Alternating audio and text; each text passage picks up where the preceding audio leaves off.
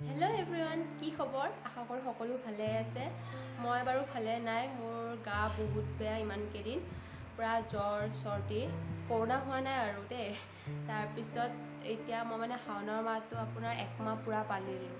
তো আজি শাওনৰ লাষ্টটো মাছ মাংস খোৱা নাছিলোঁ, আজি মাছ মাংস খাম আৰু মই এতিয়া বনাম পোলাও, মাংস, দালি। সেইকাৰণে ভ্লগটো মই এইখিনিৰ পৰা ষ্টাৰ্ট কৰিছোঁ। বলকচোন কেনেকৈ কি বনাওঁ আপোনালোকেও চাব। ব্ৰইলাৰ মাংসটো সকলোৱে বনাব জানে, তথাপিও পিঁয়াজ, আদা ৰচুন আৰু বিলাহী, আলু লৈছোঁ। আলুখিনি মই আগতীয়াকৈ ভাজি লৈছোঁ, তাৰপিছত পিঁয়াজ অকণ দিছোঁ। পিঁয়াজখিনি আধা ভজা হোৱাৰ পিছত ৰচুনখিনি দি আলুখিনি দিলোঁ, তাৰ লগালগ মই মাংসখিনিও দি দিছোঁ। ইয়াতে সকলো মছলা দি দিলোঁ, চিকেন মছলা, মিট মছলা, গৰম মছলা, জিৰা আৰু চিকেন মছলা, লাল মিৰ্চ গোটেইখিনি দি এনেদৰে ভালদৰে লৰাই আছোঁ।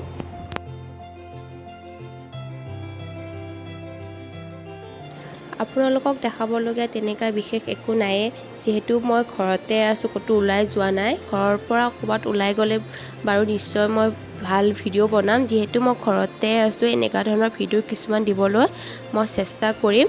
যদি ভাল লাগে মোৰ ভিডিঅ'বিলাক চাই থাকিব আৰু কমেণ্টত জনাব।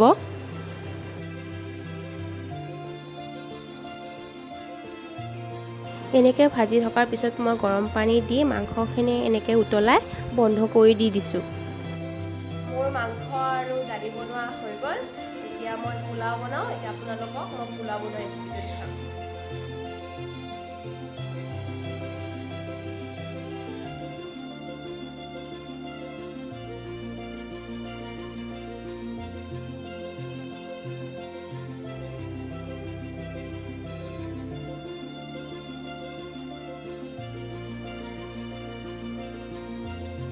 মই পোলাও বনাবৰ কাৰণে এইখিনিমান কাটি লৈছোঁ।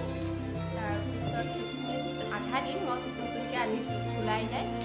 তাৰপিছত এনেকৈ চাউল মই 7 গিলাচ মানকৈ ভিজাই কিনে এনেকৈ ফুটা হেৰিত চৰাই দিছোঁ আৰু কি কয় টুকি থৈ দিছোঁ। এতিয়া মই পোলাওটো বনাম। মাংসত মই পানী দিছোঁ, পানীখিনি অলপমান ফুটি যোৱাৰ পিছত অকণমান মাংসটো অকল গ্ৰেভি টাইপৰ কৰিম, বেছি জোল নকৰোঁ। সেইটো হৈ গ'লে মই পোলাওটো বনাম। মই গৰম তেলত খিচমিচখিনি আৰু কাজুখিনি ভাজি লৈছোঁ।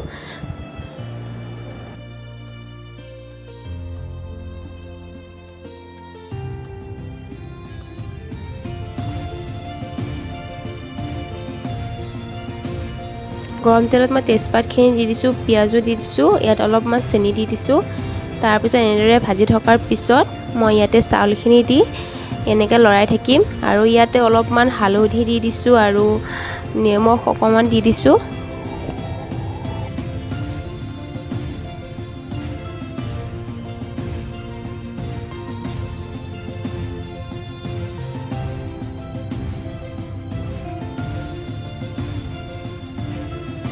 যদি মোৰ ভিডিঅ'টো চাই ভাল লাগিলে তেতিয়াহ'লে লাইক, শ্বেয়াৰ আৰু ছাবস্ক্ৰাইব কৰি দিব। ধন্যবাদ।